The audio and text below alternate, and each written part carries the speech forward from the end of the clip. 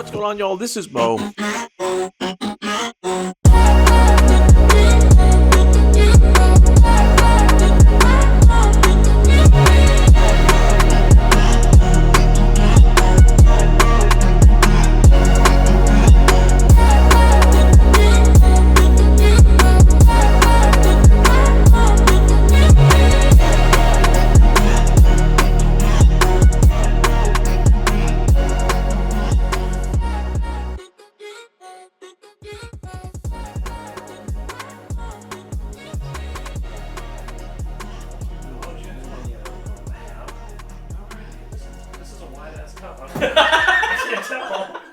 This smells like we're about to die Easter eggs. Yeah, it does. Yeah. Let's get in the loop here, boys. Oh yeah, let's do it. Okay, that was close. That was way better It's good, than I right? thought it was gonna be. It has that smoky It taste. doesn't taste like tequila.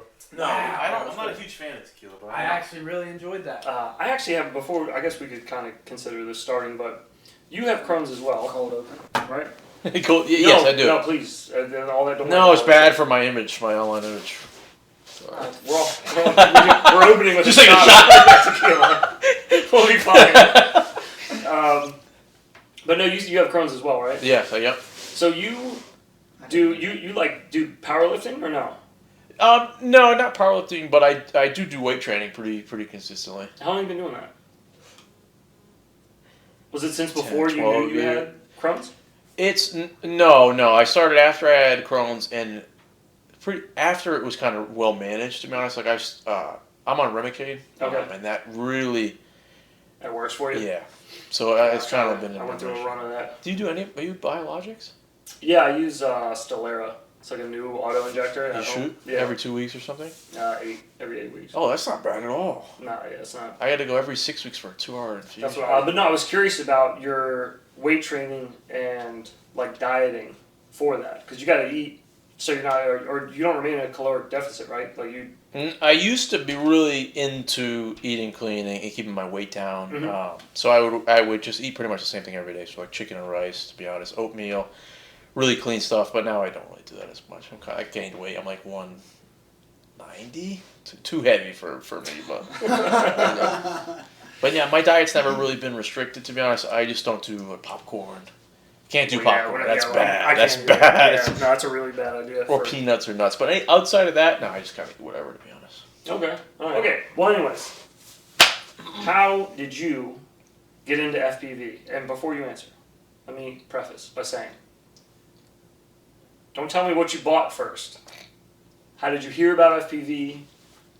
What brought you into it? Who influenced you? Anything you saw first? Like the early days, minus like, you don't need to run me down on what your first bill was. We'll get to that eventually, but. Okay. So I think how it started was a lot of FPV like shorts were popping up in my YouTube feed. What year was this? This was Oh, it was like short, last so this year. was Yeah, it was like last year. It wasn't. I've been. I did not realize that you were that.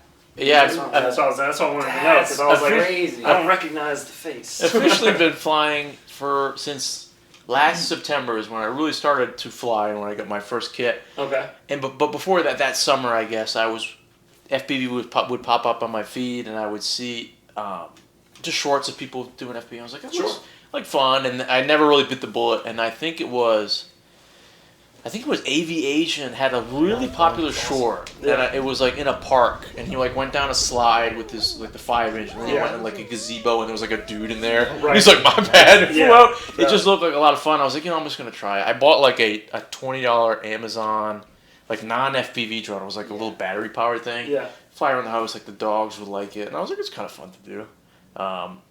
And yeah, that's what started me into it, was just seeing people fly, aviation specifically, to be honest, really got me into it. Big ups to Aviation. Yeah. Yeah, because that is like the FPV short that blew up. Yeah, he had like millions of views on that shit. Yeah. Right? Yeah, it was like last was time we ridiculous looked, when it we was like talked to him 11 about or it. 12 million. It was a That's ton. fucking- At the that's time, when nuts. we talked to him. Yeah, it was wild. So he's all right. So yeah, that had a big impact. That's awesome. That's great. Because look who we get out of it. Okay, so you started that was a year ago. That's crazy. 2 years ago. I did not Yeah. have any idea that it was that. Last September, so I guess, a year and a half or so. So RC before then? No. RC cars, No. RC planes, nothing. Nothing. This is Only just exactly like what I was doing. only video games. Only video games. Okay, so before FPV, what console? PC. Oh, I mean, yeah, I've had a bunch. I mean, I started on the NES. My grandma had one, and I was a young kid, and she got me into gaming on Super Mario Bros. 3, Yeah. and that really hooked me. And then, yeah, since then, N64 was my first official console. Moved up the line, and now I'm a PC gamer. I know you all play CS, Mhm, shit, right? yeah. Surf. I used to spend a lot of time doing CS Surf, Yeah. and that's the closest Yeah. thing I like, kind of associate with FPV because it's just The you. flow, the Yep, flow, just the flow. you, and you're surfing by yourself. You're doing the flow, Yeah. and you get into the movements. And that was just an easy transition. And I feel like you can almost get that same kind of flow state. I was gonna say. Yeah, for with sure. surfing. Do for you sure. ever feel like a lot of FPV stuff, like when you're doing tricks, a lot of it comes down to eyeballing how far you have to go, and if you know you can make it with like the amount of forward momentum you have, kind of like in surfing, where you know if you're about to hit that next ramp, if you can actually connect, or you know if you're going to come up short. You know what I mean? Where Yeah. you kind of see it in the air. Yeah, Do you feel that in FPV as yeah, well? for sure. Now, I mean, it's related, I guess, to more time, more stick time, and knowing the momentum and Yeah. how your drone carries. But yeah, at this point, just like practicing surf, I guess, you know if you're gonna make it, or you have to do that little AD Yeah. wobble to get a little bit extra speed to go Yeah. over there. For Okay. sure, it flows really That's closely really together. interesting. Okay. I had never, as much as, because that's kind of how me and him originally became friends. Yeah. Was, you know, Was I- Counter-Strike. Yeah, and then they all got me into CS and we Source played that, or global? That was But- global. Yeah. Global. CS:GO. wasn't around for Source. I think we went back and played it. I played random 1.6. times, but- Surfing on, so if you talk to the diehard surfers, Source is still the number one for this. Yeah. I don't know if Yeah. because CS2 came out, not to get on a tangent when we're doing this, but CS2 like didn't bring over the extra maps, so like people were pissed off. But like every time, like when I was heavy into surf, it was right before I went back to surf, and it was right before I really got into FPV, and all the fucking dudes were on Source, and I'm like, Yeah. oh, I did it, like because they have tiers of maps. Like I did a tier 6 on the global. They're like, that's fucking easy on global. Like that's bullshit. But yeah. No, that's kind of cool. We have a friend of ours. There was a third guy. We used to play on a CS for fun. We'd all play on a 5-man we had, and he was always one of our like anchor players. And he was like an insane b-hop. Like Yeah. he would connect these chains of b-hops He was nuts. in competitive matches. He was like b-hopping, and then he would like no scope AWP shots. Like he'd get the most insane clips. And at I the loved time, editing the his most videos. It was annoying awesome. kid. Oh yeah, because he talks Such a mad shit. talker. And he would Such a talker. like b-hop around with a Zeus and just tase people around So corners. frustrating. Oh Getting yeah, front dude, yeah, he just stuff. pissed people off. But that's why it's funny to me because I always told him I thought he'd be really good in FPV Oh, he'd be a fantastic pilot. because he was yeah. insane at surfing, and which is that's kind of cool. The tie over there. I feel like it translates well. Like I don't know, just being on a controller. Like I grew up on a controller, N64 controller, Yeah. GameCube, PlayStation. It just felt. I think that's why I fly like the smallest world because it feels like a video game controller. Yeah, in a way. well, yeah, absolutely. It's like a one. It feels a lot similar. yeah, See, and it's connection. It's interesting the difference because same thing. I grew up with a controller in my hand too. So did you. Yep. But yet I was originally introduced and started flying FPV from somebody else who let me use their radio. So my whole first initial experience was with the box radio, right? and I have stuck with the box radio. Oh shit. You never really flew any of Malty's stuff Never. before. All I and used you was his instantly monitor. went right to a gamepad. Yeah, because it just felt So natural. it's, I was like, oh, this feels like an Xbox controller. I've This is wondered pretty that close. before, like if I wouldn't have been introduced to it with a box radio, if I would have just gravitated towards the gamepad. You may have For yeah. sure. Yeah. Did you pinch? Or do you No, thumb? I thought. Yeah, what the hell? You're on a big old box radio? Yeah, and I got tiny little hands. Me too, bro. That's why I need the Zora. I think I started on a TX12, and even that was kind of too big So for you my thumb? thumbs. Yeah, Yeah. yeah. I couldn't really reach the ends, but on the TX12, so I was like, Yeah. I need a Zora. Yeah, it's a man. big What throttle. stick ends do you use? I used default for a while because I didn't really know Really? the wonder of stick ends, and now I fly after I went to Whooptopia. Oh no, I don't remember his name, but he let me try the tiny tips from tinywhoop. The birds are real. Yes, birds are real. Yeah.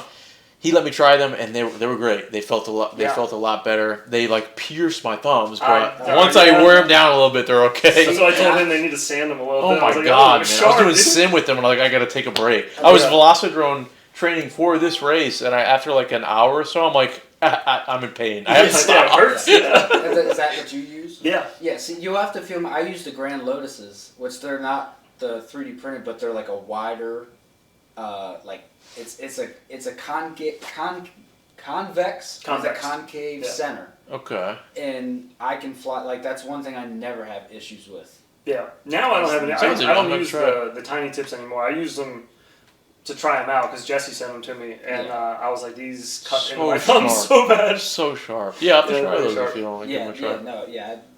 I've been using them for pretty much since I started flying. I started flying in. Yeah, you got them early. Yeah. I remember you using those early. Yeah, there's. I hit up drone camps because I wanted the tips he had. He Yeah. still uses them. They're rubber. They're silicone, but they're red with like a little black spade on the top. And I couldn't figure out where to get them, so I messaged him. I commented on the video where I saw him. Never responded. Get out of here. Never responded to him. Do you remember the umbrella?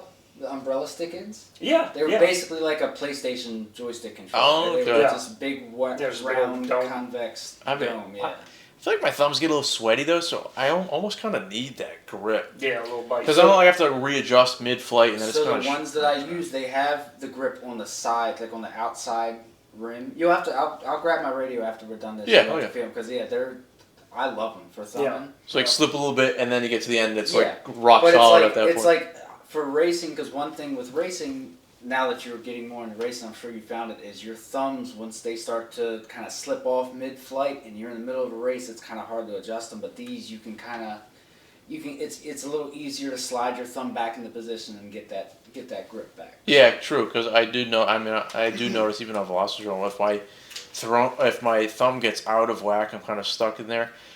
As an aside, when I was in Whooptopia, I don't know if it was nerves or whatever, but I was sitting here with my radio like this. Like after like the second lap, my radio was like up. Yep. I told you I broke that habit in angle.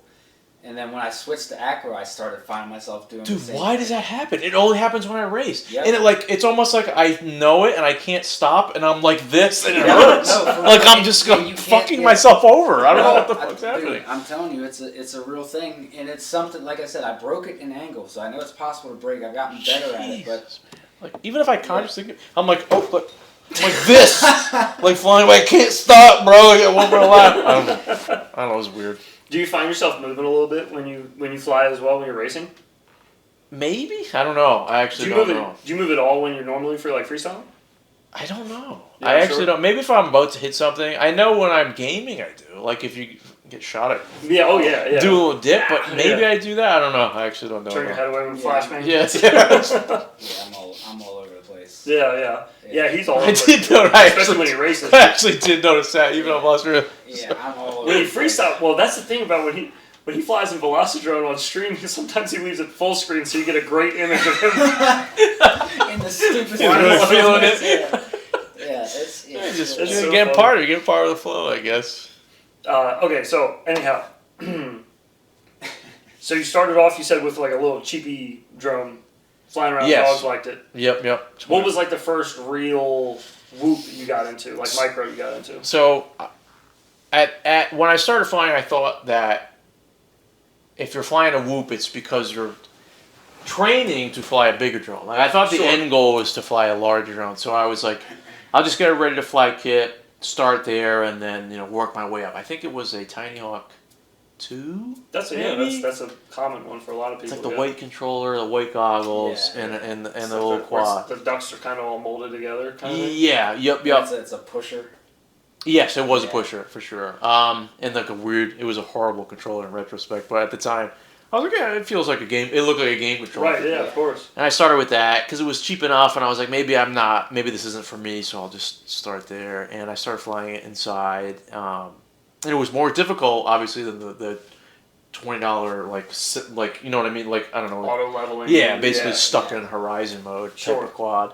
But I liked it. I enjoyed it. I would play with the dogs. The dogs would like to chase it, and I was like, yeah, I could kind of see that. It's pretty fun. Yeah. Yeah. But that was my first quad. Was the So, what did you? Because you joined IGAL 3 or IGAL 4? 4. 4. Did you see IGAL 3? No. You I weren't had no even in idea. FPV yet. No idea what what I was I go curious through. about. What was your I was wanting to know kind of your introduction to the FPV community. Like, how did you find a Facebook group? Yeah, because I was gonna say, you said you saw Aviation. So he flew a 5-inch quad, but then somehow you ended up in micros. Yeah, to be honest, I didn't even know what the heck he was flying. I just knew it was like an FPV drone. I was like, oh, this is. I guess it was this somehow. I don't know. Yeah. I didn't put two and two together, and that I started with the little one. I progressed upward, but that's not the question. How I found out about the community of iGal was through Nick Burns, because I would consume a lot of YouTube content, especially at the start. A lot of stuff to learn, like Bardwell helped me out a lot. Yeah. Just trying to consume as much as possible, and then I found Nick Burns, and he did like an advertisement basically for iGal 4. Yeah.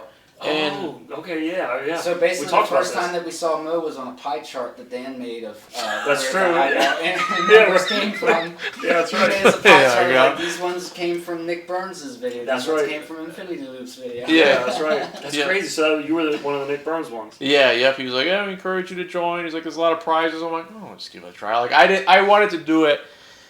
I didn't know what iGal was.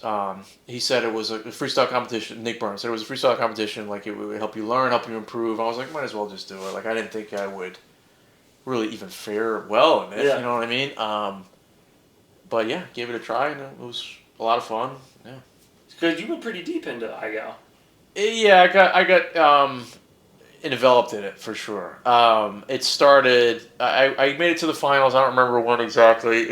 I got burnt out then, man. It was. It was burnt. It's easy to get burnt out in iGal, especially because it's insane. You are definitely a pilot that likes his flow. That's one thing I enjoyed about watching your videos when they come up in the finalists. Is a lot of the really good iGal pilots. I feel like they're great, fantastic pilots, but they don't have flow.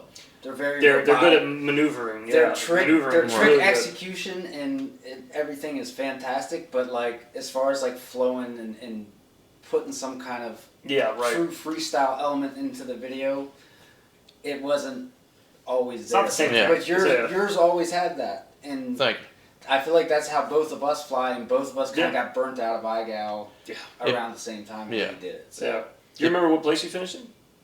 No, I think maybe I want to say 8, but that might be wrong. I want to say, I think it was actually 8. Okay, you made it far. That's really far. Yeah, there's a lot of people in iGal 4. That was the most they've ever had.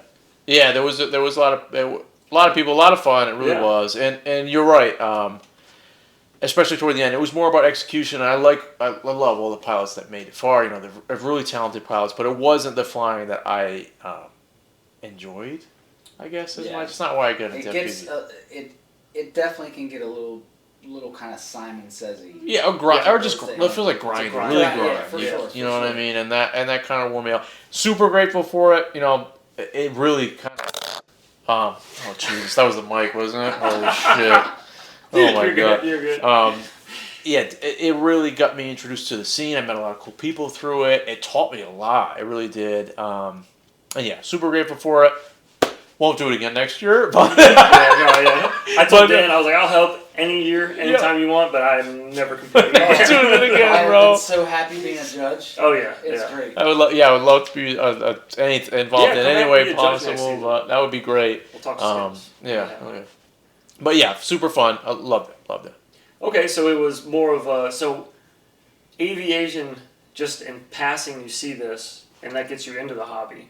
And then you somehow just gravitate towards micros. Well, I can get into that if you want. Okay, sure, yeah. Can I go to the bathroom first? Absolutely, yeah. I was going to go. Damn tequila.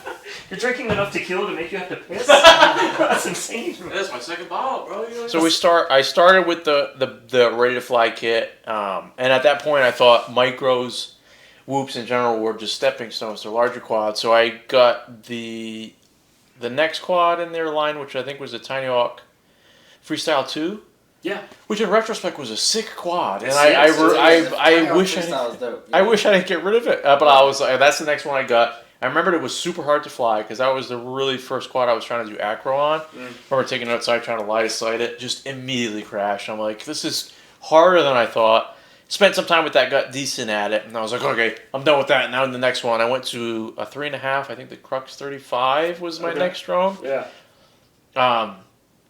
was insanely powerful. Didn't really understand the power to weight ratio relationship at that point. So I'm like, is a 5-inch even going to be like crazier than this? Because that thing like is like It's pretty wild. touch. Yeah. It's touch. Toothpicks in general have such a wild feel to them. Yeah, they're different animals. Yeah. Like hover point is at like 15. Yeah. Yeah, it's I messed around with that for a while, enjoyed it, and then I was like, all right, whatever. I'm moving on to 5-inch, got like a Nazgul bind and fly. Took it to the park by my house, and I had some fun with it. It was fun. But then the more I flew it, the more I'm like, oh, I want to fly today, but I don't want to go to the park. Like like they're doing there's like a baseball game going on. Like there's a lot of people there, and I don't want to make noise.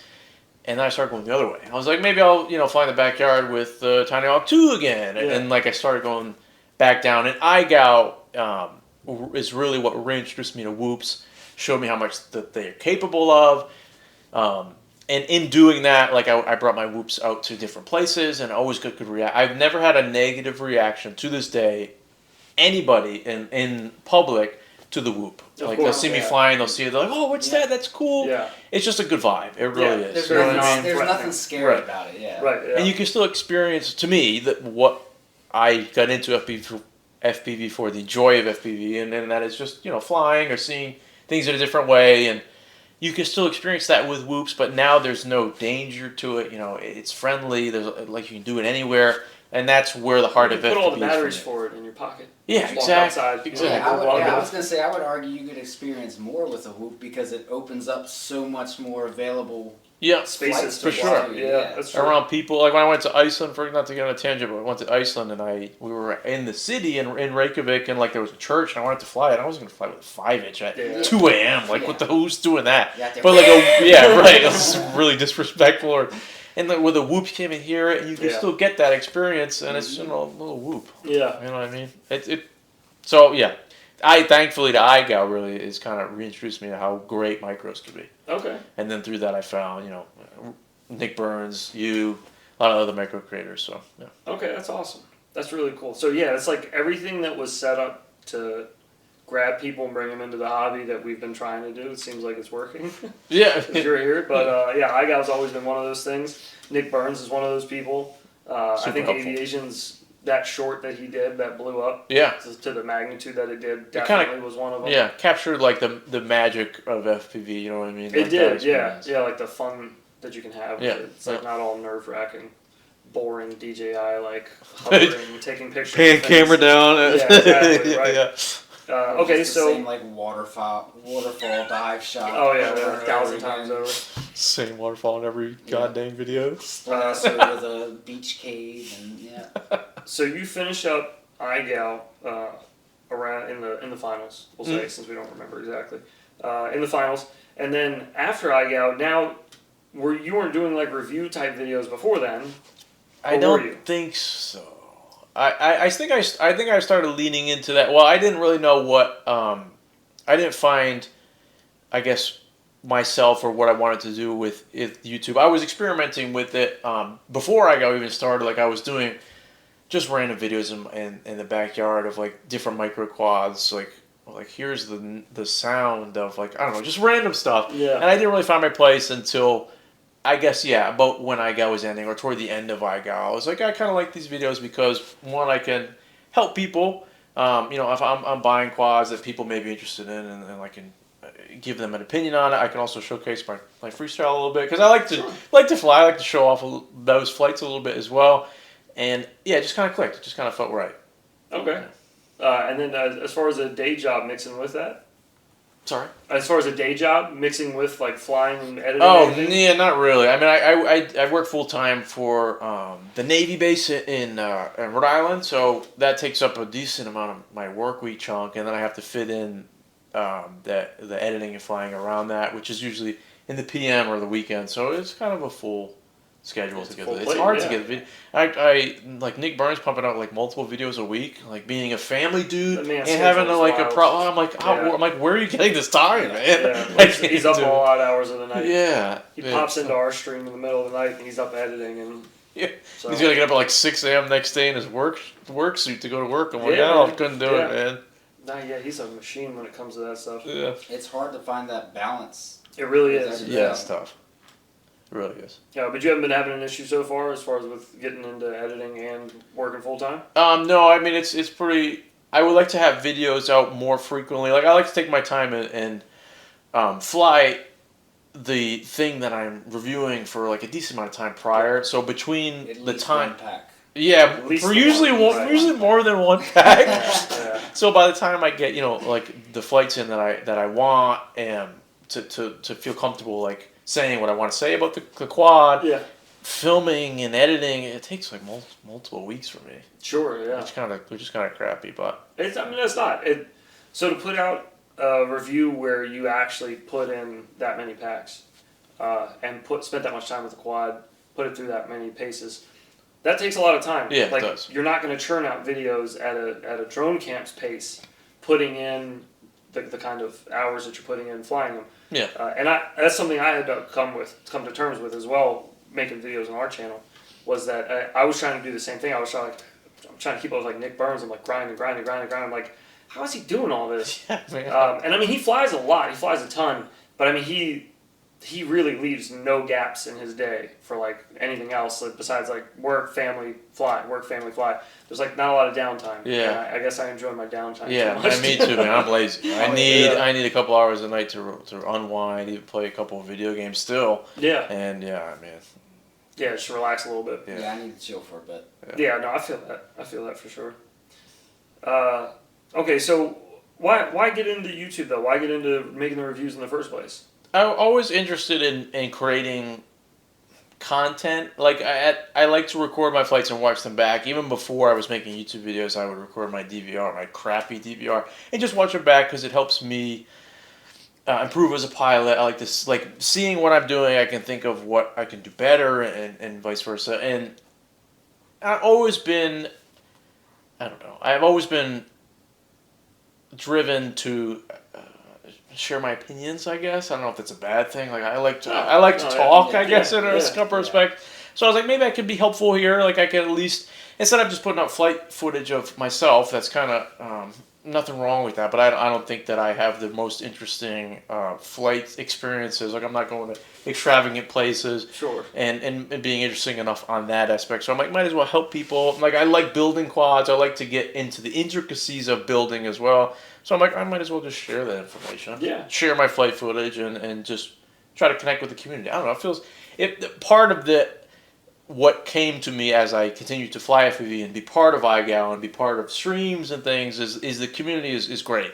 Oh yeah. You know, and being part of that community is as important to me as flying at this point. So Yeah, I would agree with that. And Yeah, doing for sure. like these videos and stuff, at least I can help out and also kind of satisfy my own needs of showing off my freestyle flying. Yeah. So do you prefer just leaving in raw freestyles in your videos, or do you prefer editing them down? So in my review videos, I like to try to find a raw file, but that at least showcases things I want to showcase about that specific quad. Like if there's a weakness or a strength of that quad, I like to include that one specifically. Like in my Mob 6 video, I included like a bunch of crashes because I was always crashing that thing. But like that durability of the quad was important, so I included that. Yeah. I just try to showcase stuff that I think people want to see, and maybe some cool flying too to keep people entertained. Interested, a little right, bit. yeah. Right. Were you able to break anything on the new Mob 6? Actually, no. The I only haven't been problem able I to do had with it was that if I crashed, I guess in a certain way, I don't really know for certain, but I would have an FC reboot. Did you have that with yours? No, not yet. It would shut off and then come back on. I wonder if it's canopy flexing. Let the Maybe, camera but hit like the when I board. pressed on the canopy, like I'd have to press really hard for that to even get close to the board, and I think the UFO was in the way. I don't know. But no, I didn't really break anything. I was surprised at how durable that thing was. Yeah, I know. Same. Even the frame Yeah, itself. And yeah, I the crashed frame. like downstairs Yeah, I've on heard- concrete. Yeah, I've Shit. heard good things about the new Happy model. Yeah, it was great. Yeah. It was great. Yeah, it's really Dare I say the best quad of 2024? Already, yeah. I'm willing to say. I'm willing to bet. No, no, it's enjoyable to Yeah, we'll cut all that out. Yeah. Okay, so here we are. We're in New York. We're at Northeast Whoop Championships, and you're racing here. Unfortunately. Now this is Well- your second big race. Yeah, this is Whooptopia being my first. No, I like racing. I enjoy racing for the community. Again, just for the community aspect. Yeah, I'm not a sure. really competitive person, that's why I enjoy freestyle, because it's just about yourself and the drone. There's no real competition there. But it's fun. I'm not hating on it. I understand why the community gravitates toward racing. It's exciting. It's fun to watch. You know what I mean? Yeah. So the camaraderie around racing is really different than freestyle. Yeah, really sure. different. More community based for sure. Way more, yeah. Well, I mean, yeah, because you have to go to events. You have to see these people all the time. Mm-hmm. You see them in lobbies, you know, and stuff. Yeah. But with freestyle pilots, it's like unless I'm checking out your YouTube channel or you're streaming or something, or we bump into each other at an event, like there's no other way I would have known you were you, you know? It's true. Which is kind of sad. I wish there was more freestyle competition. We talk about this a lot, man. We talk about it a lot. Well, One day. I mean, that's what we had been talking before we did the weBLEEDfpv. Like we talked about doing some kind of competition for a while, because that's really the only thing that the micro community. Well, there's no real 5-inch version of iGal, so that's really the only thing the freestyle community has to kind of bring everybody together. Yeah, hell yeah. So and I love iGal. I wish that. I guess it's kind of difficult to really have because a lot of freestyle flying is subjective. I think inherently is subjective. It's not like who can do the most Rubik's cubes or something. It's just like what line is most visually difficult, attractive. You know what I mean? Yeah. So like it's kind of difficult. It becomes subjective in a lot of ways. So I understand how it's kind of really very difficult to judge. You could the judges' scores are all over the place. Yeah, which is interesting. Yeah, just being on the back end of the judging side, we could see everybody's scoring. So like Callisto, Mr. Burns. Do you remember when Mr. Burns voted me poorly on my building dive week? I remember him voting you first for something, didn't he? That was after it was like, Nick, why did you vote me for that? I'm just kidding. But no, I mean, that goes to show it is all subjective, you know what I mean? It is. It's 100%. Yeah, it's 100% subjective. So it's tough. iGal is, calling it a freestyle competition is kind of... Well, we've told him since I got too, you shouldn't call it a freestyle competition. It's not freestyle. It's a trick competition for sure. Trick competition is a better way to put it, yeah. But it's not... There's nothing about iGal that is free. Yeah, there's no free to it. Yeah, that's true. It's very harsh rules, and they just get harsher as it goes on. Yes. Which is okay, and it's great for your freestyle. Like you said, it makes you into a better pilot. It forces you to do things that are out of your comfort zone. It forces you into tighter spaces to do things. And more challenging. There's a lot of challenges where you got to do things in both directions. A lot of pilots have a habit of getting into doing everything in one direction. Right. So it's great for all that kind of fundamental skill building stuff. Yeah, sure.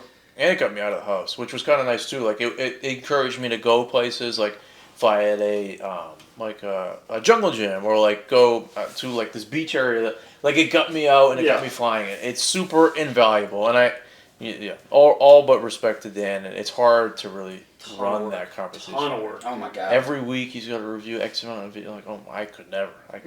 Some people were asking me why were you paywalling weBLEEDfpv, and I was like, not on purpose. I just don't want it to be iGal. I don't want a whole bunch of people to join. So I don't have the time. I can't do it. That would be your full time job. Yeah, Skittles is just like the live streams that they do on the 2-day live stream. Remember like the first week was like fucking 12 hours, dude. It was 2 days. Yeah, that was. They did Saturday and they had to go into Sunday.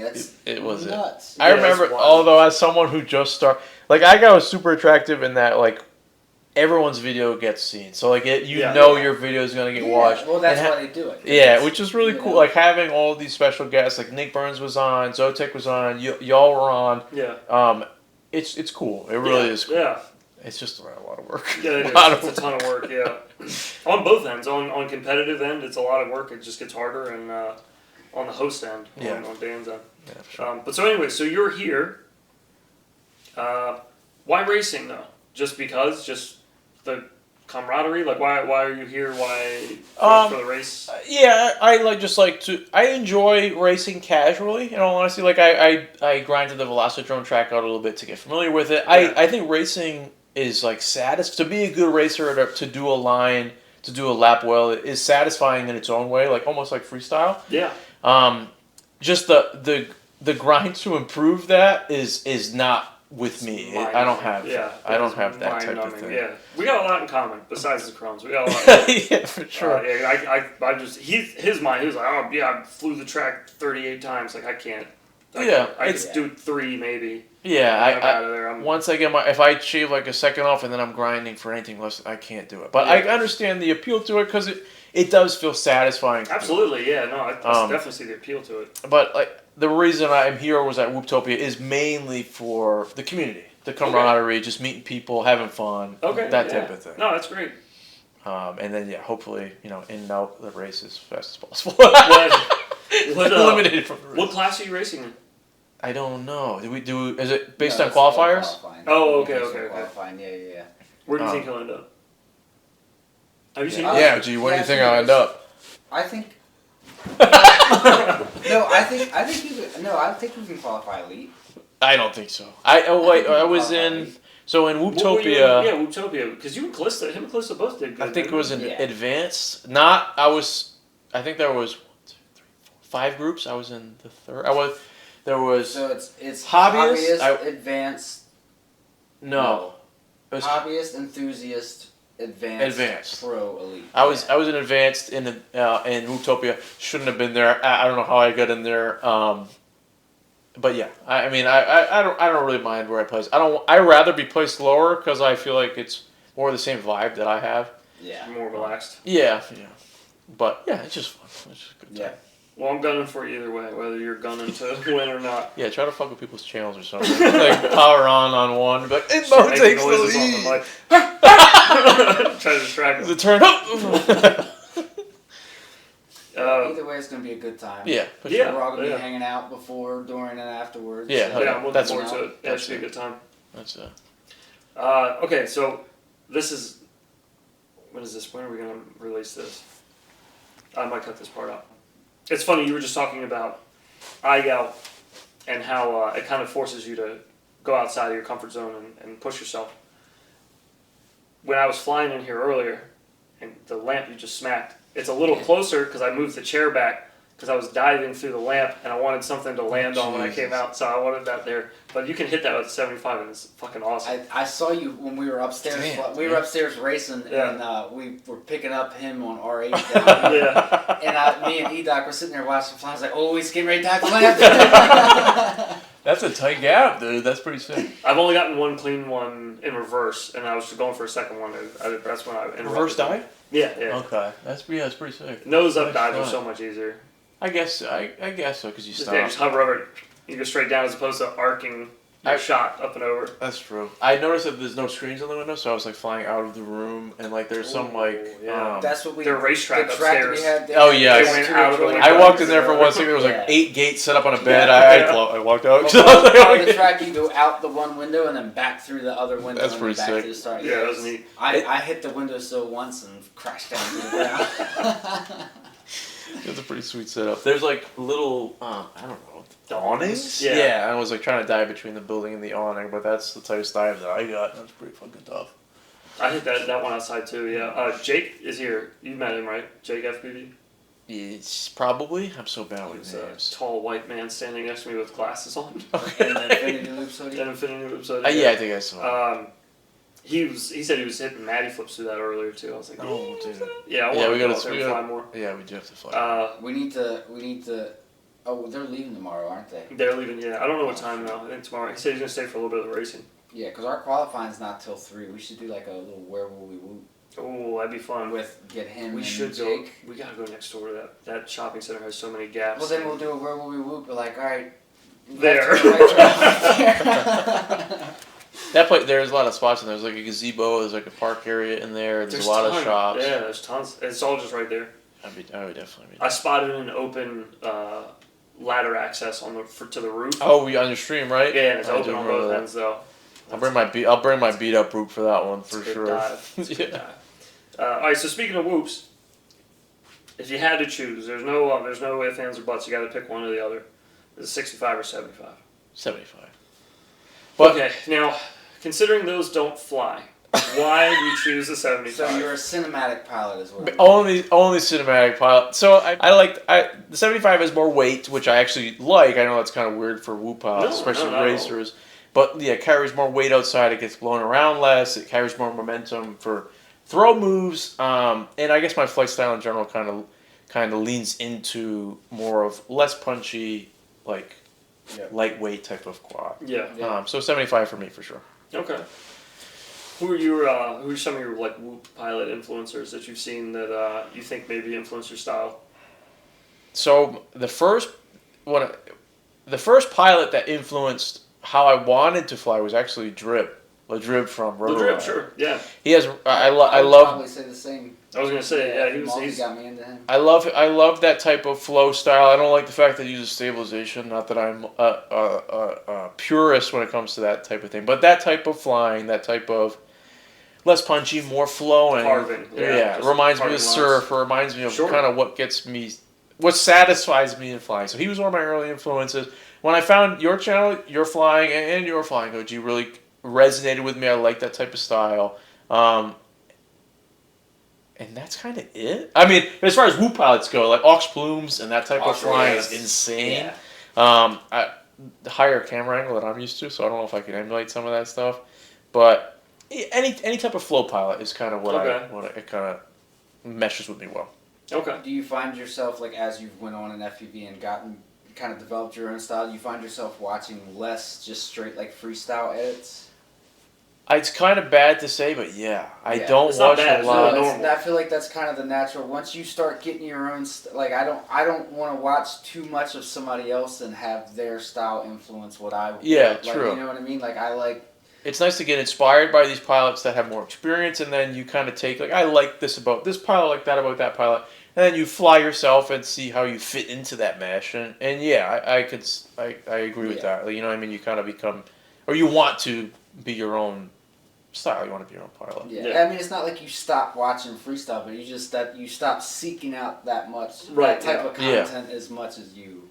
I was just curious because, like I said, both of us, we've talked about that before, and that's something that both of us kind of got away from as we continued in the hobby. I was curious. Yeah, especially as you start making your own videos too. I feel like that's another thing. I didn't want to like grab any type of influence from anybody. I just wanted to kind of do our own thing. No doubt. I for sure. I like to. I get inspired for sure, but like Mr. Burns' format and really inspired me and my content a great deal because I like his format. I think it's great. Yeah, it's kind of a double-edged sword. You don't want to take too much of someone else's content. You don't want to imitate, but you know, inspiration and imitation are really kind of close together in a lot of terms. True. Yeah, and I feel like that type of thing, like taking the structure and letting your influence of like the structure of Nick's videos influence you. That's a different thing because I know like I obviously don't make hardly any videos anymore now, but like the last one I did, before I did, I went and I watched a few of your most recent reviews just to kind of see how you were structuring them and what you were doing. All over the place. Just to kind of make sure it wasn't like a completely different mark from everything else that's been put out on the. You know what I mean? So like spending the first minute and a half making a small shelf out of a 2x4, like things like that. Yeah. So those curveballs.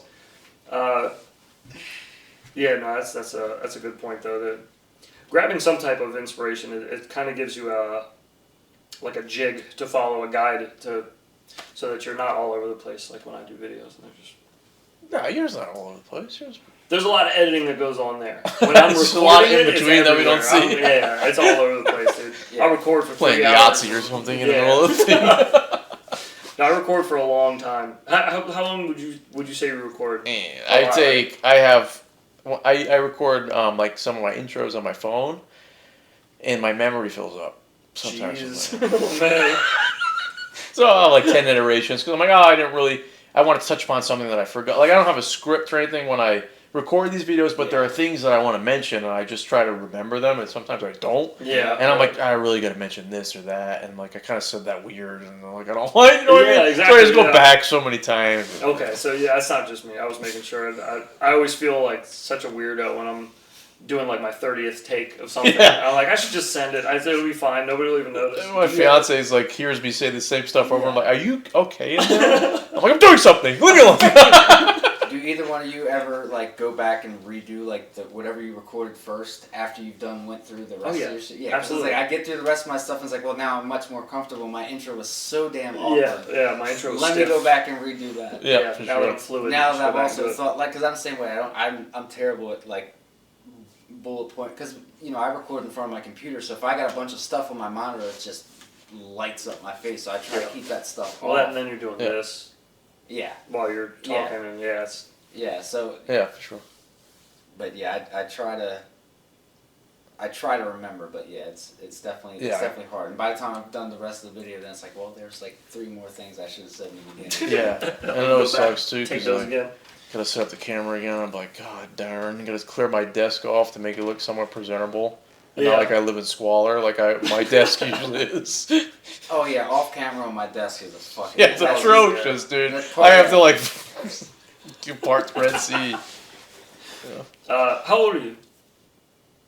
31. I'll be 32 this month. Not 1 second. Why did you hesitate for so long? After like 21, I just stopped kind of counting the years, bro. That's fair. That's a good point. You said 32 this month? 32 this month. End of the month? Yeah, March 22nd. Oh, it's not that far away. No. It's next week, right? What'd you get me? Huh? What'd you I'm get? gonna send you something. I'm just kidding. Too late. That's why I was asking. Making a mental note. So, you said you work on a naval base. What do you do at the naval base? I do. Can you say? Yeah, it's like acquisition. So I do a bunch of contracts, like small contracts, small purchases, large purchases, a bunch of boring stuff to be honest. But it's a kind of cushy job. So. Clerical kind of like paperwork kind of thing. A lot of contract writing, some financial stuff. How'd you get into that? I went to college originally for psychology. I wanted to be a psychiatrist. Too much schooling, too much money, so I was like, I'm not going to do that. I switched to writing because there's some parallels between psychology as far as like communicating and writing goes. Yeah. So, and I always liked to write when I was younger. So I was like, I'll just do writing and rhetoric. I didn't know what I was going to do at the time. And my uncle was like, this is a good place to work. He used to work for the Navy base. He's like, it's a cushy job, and I'm not a very hard worker, so it fit well with me. And now I ended up there, and you work from home like 3 days a week. So no military time ever? No military time. Okay, but you said you went to college? I did. I went to URI. Yep. So you've been there for a while then? At the Navy base, yeah, actually. Well, when I graduated college, now I gotta think. I started that job in 2017, and I graduated 2015. So I wanted to. I don't even remember, man. I think I wanted to get into the Navy base, but I needed additional credits. I needed like business credits, so I went back to school to get an associate's in business, and that took an extra 2 years. But yeah, I've been there since 2017. Not to get off on a tangent, so I've been for a little bit. 2017. Okay. God dang, man. And that's just the plan. That's just gonna stay there as long as. Probably. It's cushy. You don't want to get out of it. I don't foresee myself getting out of it anytime soon. Let's put it that way.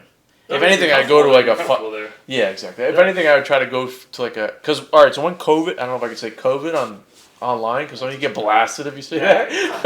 We say all kinds of weird shit. It's fine. Once that happened, I was like working from home 5 days a week, and I get really used to that type of lifestyle. Yeah. And when we went back to work, we were on a 3-day. I'm on a 3-day schedule now, but I would like to have the 5-day schedule again because I can be working and working on my drone. 3-day schedule. 3 days from home, 2 days in office. Oh, that's beautiful.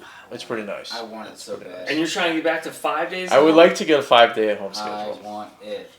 I want it. It's like on lunchtime, go out and fly, and you know what I mean. That would be nice. That would be nice. That's what I wanted to ask when we were talking about iGal. We always ask what everybody's favorite trick is, and I feel like that's one we haven't asked yet. Ooh, I don't know. What's your go-to if you're in a line and you're like, I know I can hit it and I'm gonna do it. Like with me, I can look at a target and be like, I can trippy spin that, and I'll just do it. I actually don't know. I don't do like in my freestyle. I don't do a lot of I try not to do a lot of complex tricks. It's a lot of cam manipulation or like kind of jittery movements, I guess. Yeah, I'm just the exact same.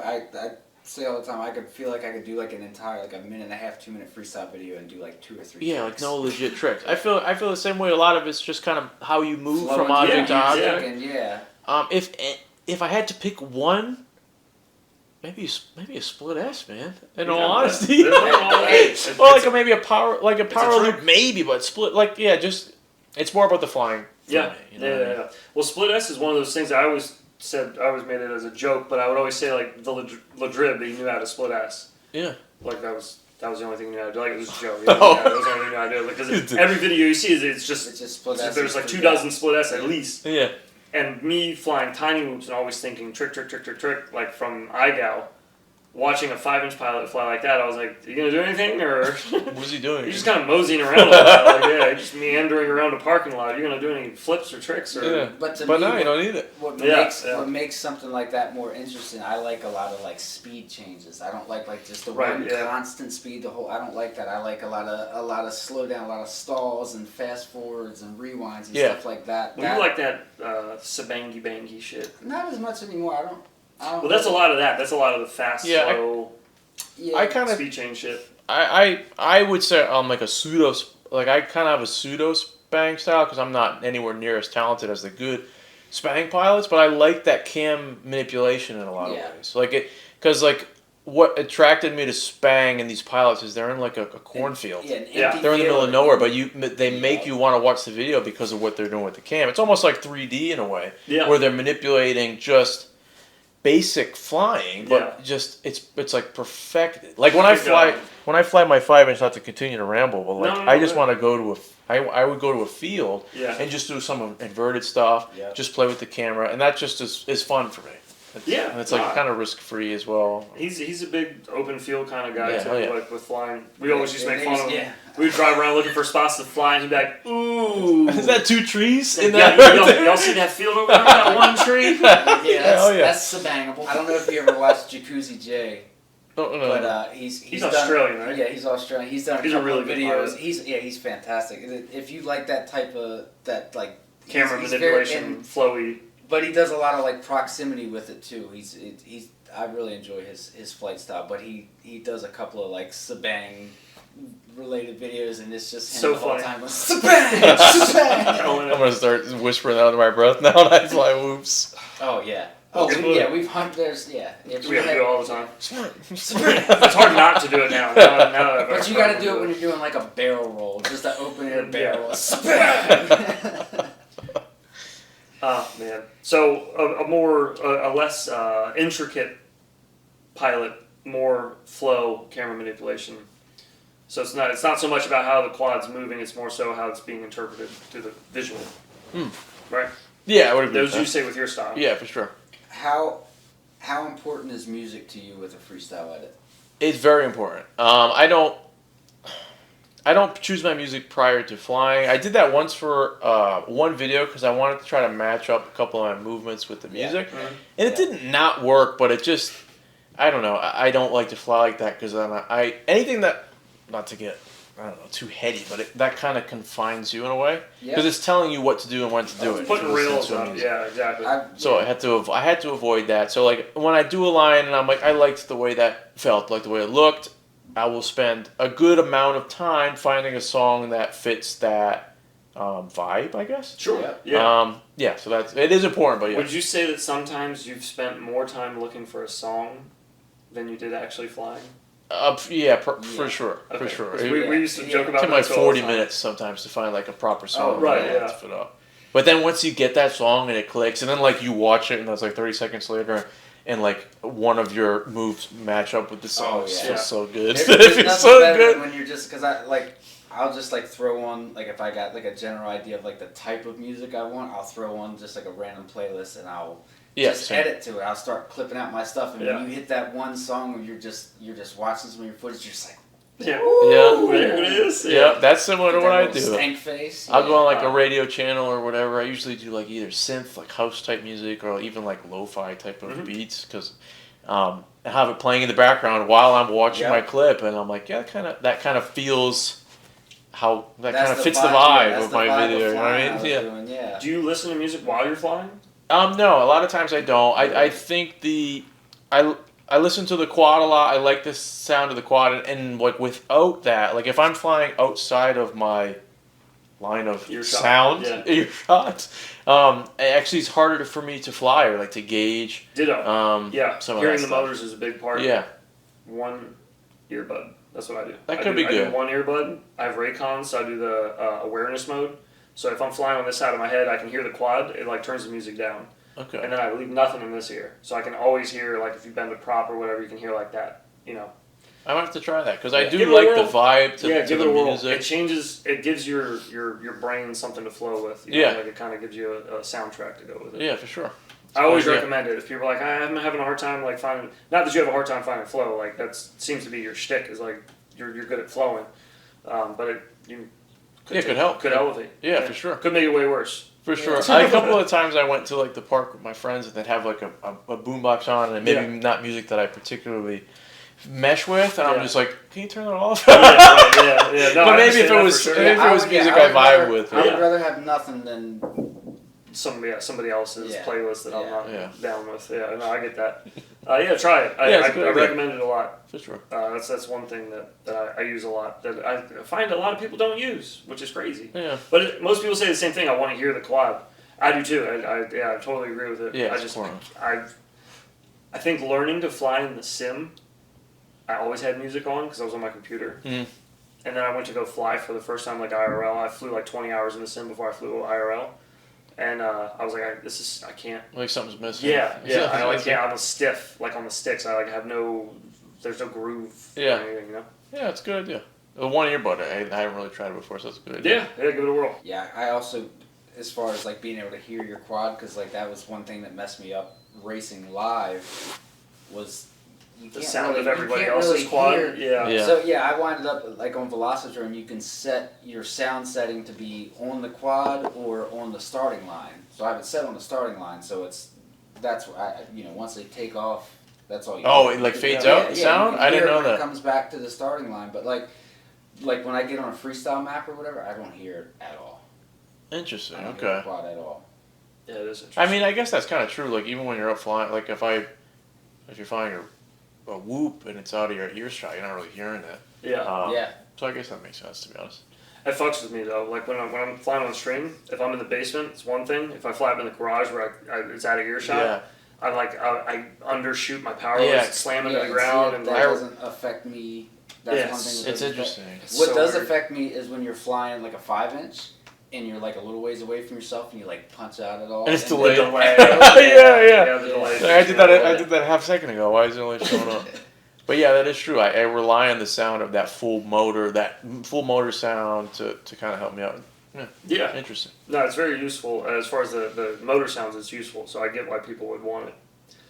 I just think music's really useful too, just for finding a flow. All right, well, let's run through your favorite products then. I like that. Okay. Okay. Well, the cam, we're going to start with the cam. It's got to be the BI cam, the best whoop cam on the market. Wouldn't you agree with me? My man. Second. Introduce yourself. I I've have a BI in my truck right now. It's in the backup. Oh, yeah. Yeah. Oh, yeah. Yeah, we put it reverse. That's usually when it turns on. For realistically, I like the BI. My go-to cam probably it's probably not the Ant. The Ant's FOV seems really it's not narrow, but it feels narrow. Some of them, there's like 3 different Ants. If I were to use one cam only, because I'm stuck on cams, Yes. probably the BI. BI. That's fine. I Okay. think so, dude. No, And then that's fine. a close second, probably the Tiny Whoop Pinch. Yes. What was the question again? Products in general. I just got stuck Just on in general, got stuck on the BI. Yeah. The 2G4 is gone now. I found the greatness of that board really too late, and now I don't think they're making it anymore. But the 2G4 was great from Happy Model. I like the AIOs. I don't do the separate VTXs, although I know that they're good. I know. I'm saying. For like the dedicated 25 milliwatts, I'm sure they're better for racers, but for freestyle, the AIO is good enough for me. Yeah. I'm gonna go with the retired 2G4 at this point. Motors, RC and Power have been really good to me. Oh, 0802 specifically. I know you did the 1002s, right? And you didn't tried like them them, the best? Yeah, I didn't like them on a 75 millimeter. They just weren't that great. Yeah, I kind of agree with 1002s being not the best fit. But the 0802s from RC and Power, it's 1mm shaft. They're heavier than normal motors, but I had a pair of those motors since the start or like midsummer of iGal. Survived the entire time. They're on a whoop that I have currently in the with us here. I flew a little bit. I did a video on them, I think, on the 0802 RC and Powers. They were like a really nice color, if I remember right. Like blue. There's orange and some. Is it the same colors they have as the blue and pink? as Yeah, the they have like tattoos? the same. You know Angry Don. Do you know who Angry Don is? Yeah, yeah, sure. That's weird because I think you started flying after he stopped. I know Angry Don. I found him through the Happy Model Diamond collab and the drama that existed between that, and that got me Plenty of it, watching his videos. Hardcore dude. So. No, I love Angry Don. He's a great guy. Well, he doesn't fly anymore, but you know he's not dead or anything. He stopped flying altogether? No, he still flies. He just doesn't make videos. Okay. He pops in chat every now and then. He'll say what's up. But, yeah, I miss Angry Don. I liked his honesty. It was a big part. Yeah, for sure. Crappy model is what he called them. Yeah. That's funny. He originally reached out to me when I got the RC and Power 0802s for review. I posted a picture on Facebook and he saw it. He messaged me and he said, those are going to be really, really good motors. And he said they're dual bearing, like these are the shit. You're really going to like them. And they were okay. They were heavy. That was my biggest issue. They were heavy. They were fine motors otherwise, but yeah, they were just a little girthy. The 1002s or the 802s specifically? Or both? The 0802s. They're definitely heavier than average, especially like the EX motors, like the 0802 motors. But I don't know if it's luck or whatever, but those 0802s, literally the same force in summer. I've never had a motor last that long. And I put that thing through like a decent amount of abuse, and it's still... I bought 6 motors from them. I still have all 6. Let's put it that way. Yeah. No, that's good. What KV? 25K. I think they have up to 27K. I don't really... For my flight style, I don't really go above 25K. In all honesty, I tried 30K on HD builds, and I can see the rationale behind that because it kind of evens out the weight. But for like a standard analog build, or for any of my normal, I'm going to freestyle this build, it's going to be probably 25K. Yeah. I fly a lot of 1S, like toothpicks. That's probably my favorite category would be like a 3-inch 1S toothpick. It doesn't have a lot of power, and you need to anticipate the lack of power, you know what I mean? Yeah. And I kind of carried over that flight style into the whoops or into really everything else. Like I'm not using my motors in that way. So that's a lot just of it sounds like it just comes back to surf. Like your brain is just you have to maintain that momentum. Yeah. You can't generate momentum out of thin air. You got to maintain it. So I guess that's true. Yeah, it really does. So much of it seems to tie back. I just think it's fascinating how many of us that got into especially freestyle flying have these like really robust backgrounds in video gaming as well, and all kinds of video gaming. It's all different areas of it. Yeah, it all seems to pay off in some way. It ties into FPV somehow. Yeah, for sure. That's funny though that we can almost pinpoint it down with you that it's like it's CS:GO surfing is like. That's I actually didn't even think about that until you said it. But yeah, it's like it's a way to maintain the momentum versus kind of generating it. Yeah. No, exactly. No, that's awesome. That's really cool. What was it? So parts. I did the camera. So we just did motors. So we need propellers. Motors, props. HQ ultralight props have been my pick as of recently. The 31 millimeters. Only on 65 I'll do the tri-blades. On the 75s they have a 40 millimeter bi-blade too. Yeah. It's not very resilient. Like HQ ones, right? Yeah, it will split, but they feel really good. Have you tried Gem Fans? Yeah, I flew a lot of Gem Fan buys exclusively for a long time. Oh, okay. And they're super durable. Like I can beat. They're very bitey. I feel like HQs have always been really smooth. Yeah, flying. Yeah, and and I didn't really. Gem Fan was really the brand that caught my attention when I first started flying. So I flew a lot of their stuff, and then I started exploring HQ, and I think it does kind of fit my flight style a little bit more, so I've been flying more of that recently. Yeah, that makes a lot of sense. So we'll go HQ for those. And then you said a 75 millimeter, no doubt, for your freestyle build. So what frame are you building out on? So right now I have a mix between. I always enjoy the Meteor 75 frame. So I remember like one of my first builds was on a 1.75 frame, and a lot of people said that they weren't really resilient and like they broke a lot. And I've broken probably 2 of those frames in the entire time. No way! Damn. Wow. I always find the clear frames. I know that makes a slight difference. Yeah. And the area in which I fly is probably more forgiving than others. Like I fly mostly in my backyard or like other areas with soft. So maybe if I was in a different location, it would be different. Yeah. But for me, they've been great. I moved to the 75 airframe. Saves like a decent amount of weight. Yeah, I've heard a lot of good things about it so far. Sacrifices some durability. So I have three of my builds built up with that frame, and I have 2 F75 builds. I have an analog F75 with the Ant. It's just like no ducks of you, which is awesome. I like that. I really like that. And I have a walk snail build also on the F75. I never had it's really easy to tune the fractals compared to like whoop builds. I can push the tune. I never have yaw washout on I never have once had a yaw washout incident on a fractal. It's impossible. I haven't been able to get it to happen in over a year. No matter what. No matter what dive I pull out of it. So very solid there. I like the lower profile. And yeah, I like the traditional. The airframe is super light. You can't really beat that as far as weight goes. Yeah, for sure. So between those 2, for sure. Okay. Yep. I think that's everything, right? What batteries do you fly? Oh, batteries. For 450s, on my 75 rigs, I do 450s, usually GMB, because they're really easy to get. Unfortunately, I got the 830 do you have decent luck with like the GMB batteries? So my one cell yes, but they're not all of their batteries are made equal, and I think that's probably not that's common knowledge. The 450s are always good to me. The green bluish 550s are really good to me as well. Some of their 2-cell batteries are garbage, like the yellow. Yeah. The yellow ones are garbage, but I don't know what happened with those. I don't know either. I know the C rating is kind of nonsense. Yeah. But I think their they put a higher C rating on their better quality batteries. Does that make sense? It's not because the C rating is higher. It's because it's a more quality battery. So yeah, any of the higher C battery, multi-cell GMBs have been good to me. For my 300 mAh, I usually do the weBLEEDs. Because he's right in New York, and they're really easy shipping. Any weBLEED or tinywhoop are probably the same. Yeah, it's the same shit. They're just different. Yeah. Do you know how many battery manufacturers there are total?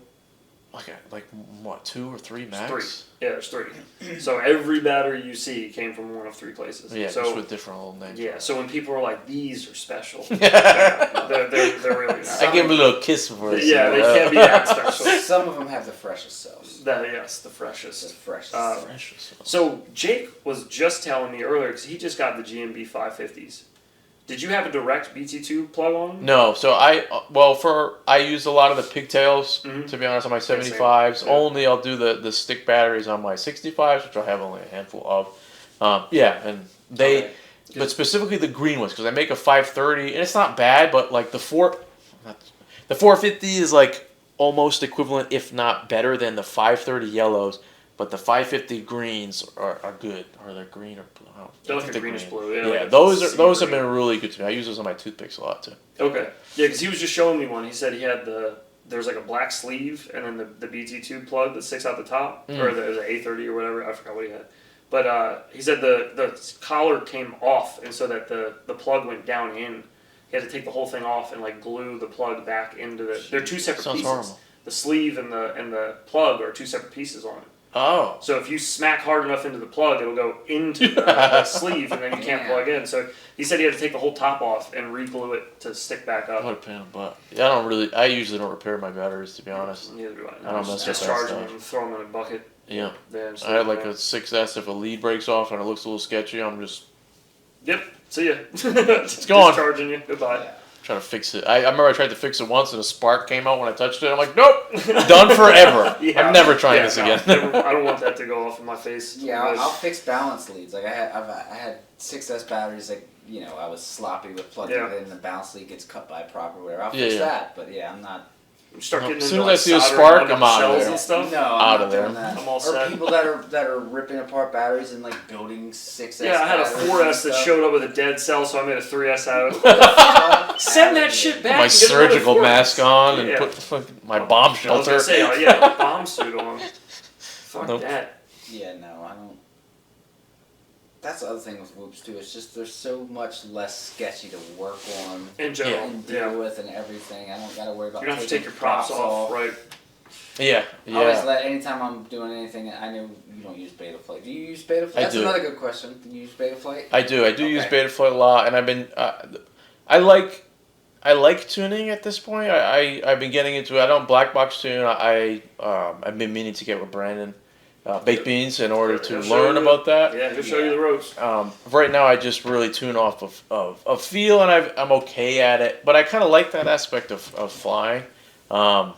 So yeah, I do use Betaflight, and yeah, I'm glad I've started with whoops because I didn't realize like sometimes when you go to test the motors, they just full throttle. Oh yeah. And I don't know why it happens or when it happens, but like it happens to me on a whoop, and like I ended up cutting myself on a whoop problem. If that was a 5-inch, who knows? Who knows?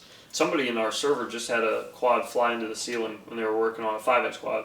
They were working on it, and it took off. They had left props on. It took off on the bench and slammed into the ceiling. What a nightmare! What a nightmare. That terrified the shit out of me. I may be pretty lax about safety stuff in a lot of areas of my life, but that's one thing. The times that I've plugged in a 5-inch quad to my PC, messing with a quad blender, I'm not. Yeah, nope. That's why I'm plugging a 7-inch, or like when I go to disarm it, I like put my radio down and just like. Yeah. I ain't getting near that thing. Yeah. You know what? We forgot to ask the sketchiest place you've flown. Ooh, yeah. I don't usually fly in. I'm pretty boring when it comes to my flight spots. I don't fly in a lot of sketchy spots. If I had to pick one. I just got asked this question the other night too, and I was like, "Damn, that's a hard ass question." We asked this to everybody, and I finally got asked it, and I was like, "Shit, I don't even have a good story, dude." I don't. It's not really even too good of a story, but like it was probably in Iceland. Like it wasn't really. It was sketchy insofar as like to lose the quad, not necessarily like dangerous, I guess, but like one of the flights that I dove like a waterfall. It's actually a pretty popular dive. Nurk did it in his Iceland vlog. Okay. It's near like a touristy waterfall. I don't know, but like horrible weather was on the way in, and the winds were atrocious. And it was just a dive with my 5-inch and my GoPro. Like I don't want to crash or lose this thing. Yeah. Lose $600 real quick. Yeah, but that was probably the sketchiest thing I did, but it all worked out. That's a pretty good one. I'd say that's pretty sketchy. I try not to mess around with like. I heard you say earlier you're a very safe flyer. I'm the same way. I try to do that. Yeah. I really plan out what I'm about to do, like a bunch, like I scope it out a ton. Yeah, I don't like flying around anywhere that there's people. Even with the whoop, I don't really like flying a ton around people unless I'm with heads or somebody that can close by to get hit by it for you. Exactly. Yeah. I need a magnet. Yeah. I agree. Even with whoops, like most times it's been positive, but like, I don't know. I don't want to. You're kind of intruding on other people's.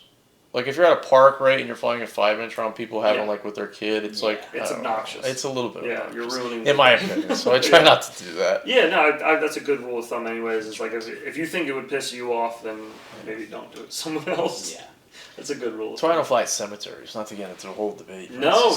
I agree with that 100%. Somebody mentioned that on stream when we were looking around this area on Google Maps. They were like, "There's a dope cemetery with all these cool statues." You guys can go fly it if you want, and call me a pussy if you want. I'm not doing it though. I don't want to. It's just too disrespectful. Because like, if it was me dead in a cemetery and some dude was ripping a 5-inch, I'd be like, hell yeah, dude, that's sick. Like, get after it. But you can't take into account, other people maybe if they're going there, mourning. They're like it's just a bad vibe. Like and laughing, having fun and shit. Yeah. I don't know, but no one can get hurt there, I guess. But yeah. Yeah, I would always be worried about running into a tombstone too. That seems like some bad juju. Right. I wouldn't want to deal with. Break one. That's some shit that'll follow you to the grave. Yeah. Breaking a mirror times 10. Exactly. Right. Yeah. Black cat runs across that. Fuck that. Yeah. No. Where's a place you would want to fly if everything was taken care of and there was no rules or laws or plane rides that were needed or whatever? You could just teleport somewhere and fly. Where's the dream spot? That's another good question. I want to. This is actually in the plans, but I want to fly Tokyo really bad. I want to fly Tokyo with like a micro, an O3 micro or something, just around the city and the lights and that atmosphere. Just seems like an insane place. Did you ever plan on going anywhere with this, with FPV? No, for sure not. The most. I'm not really in it to make money. I like making content. I'll probably continue to make content. Like when companies send me stuff to review, that's the end all for me. Like, cause I love to fly. And I love to fly different things, and sometimes it comes across in my content, and I hope to not be accused of certain things. But like I enjoy flying. Like so, like if a quad gets sent to me, and there's like, I tend to enjoy it more so. Like I'll overlook. I always try to bring up the bad things about it, but I just kind of like this is part of the experience, and I enjoy it. So the end goal for me would just to if companies send me stuff, I review them. Like that's the end goal for me. Yeah. Just to fly Yeah. fly as many things as I can, spread information. Now, did you seek out the sponsors that you've gained so far? So no, the old Beta reached out. I don't have a lot of sponsors. Beta reached out to me. They're the first company to ever do that. And say, hey, we saw your videos. You want to check out our car? I was like, yeah, for sure, for sure, I'll do that. So no, I haven't really like. Has Beta FPV ever sent you a whoop that just doesn't work? Not yet. I bought a lot. I bought a couple. I bought 2 or 3 75 Pros that one caught on fire, and that was I think that was my fault because I pulled the battery lead off the quad, and I think that was in an iGov video. The other one got abducted by a hawk, so maybe like maybe they were cursed. Sure, yeah, maybe they left me before any problems could happen. But I've had pretty good experience with Beta. That's good. No, that's good. It's a coin toss with Beta FPV. There's nobody that's on the fence about Beta FPV. Everybody's like, I love them, they're great, or they're like, I can't stand it, don't want to ever touch it. Yeah, it's knock on wood. So far, I've been pretty good. No, that's good. That's good. I'd rather people have good experiences in this hobby. I probably had the most luck with Happy Model. I've had problems with a couple of their FCs with ELRS issues. Really? I think it was just me. Like I ordered like 3 FCs around the same time, and they all had LQ problems. No shit. That was the only issue I had, but Happy Model's been their stuff's been pretty solid for me. Yeah. The 2G4, again, I'm disappointed that I didn't stockpile them because they've been so good on my whoops. I didn't know they were leaving. I didn't know they were going to. Yeah, no, me neither. I wish I would have known. Yeah. But the new board seems pretty good so far. The Super X. Yeah. Yeah. Yeah. I mean, hopefully that replaces it. That's right. If it comes out with plugs, like just for purchase, and it's available and not expensive, hopefully it replaces. I think they did say it was going to come with plugs. I think that's a good thing. Yeah, I agree. All right, man. Where can we find you? Where should we tell everyone to look you up on socials? Mostly YouTube. I got a YouTube and I do Instagram. That's the only 2 places mainly that I'm those active. 2. Yeah. Okay. Well, they'll be on the screen the whole time, anyways. But cool. We'll plug them again at the end. Oh yeah. All right. Well, I'm gonna hit you up for. Oh yeah, I'd be honored to do it. And yeah, man, I appreciate you taking the time, dude. Thanks for having me on. This was a lot of fun. It's been great. Thank you. It would be the first one that's been done live. Yeah, I'm honored. Person live. Honored. And he was saying now, when we were on the bathroom break, he was like, the only thing that sucks about this is that I'm now realizing how much more fun it is to do these live. Yeah, it's so much better being able to sit here in the same room. Yeah, for sure. Look More in the eye and feels talk more and everything. Yeah, it feels more personable. Well, thank you, man. Seriously, Thank you. I appreciate the time.